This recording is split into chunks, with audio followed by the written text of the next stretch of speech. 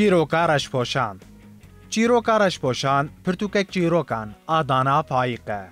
پرتووک یەکەم جار لە ساڵە 2008دا لە سلێمانی بسۆرانی هاتیە وەشاندن و نەهاژی ژاری وەشانên پەیوەندێڤە بە کورمانجی هات چاپکردن.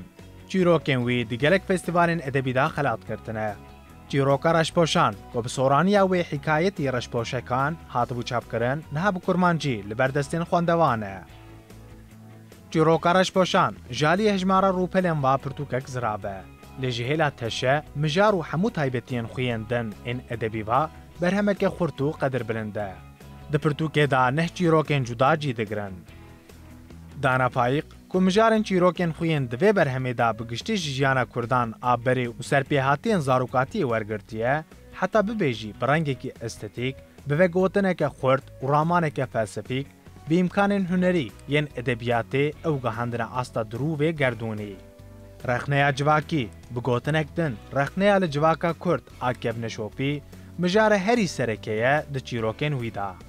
Her wisa bîranînên zarokatiyê û hesreta rojên borî xalek dine ku balê dikşîne. Xwendevan dê ji vê berhemê hemû team û çêja berhemeke edebî ya xurt werbigire û jê hez bike. Pirtûk Çîroka Reşpoşan Nivîskar Dana Payîq Weşanxane Peywend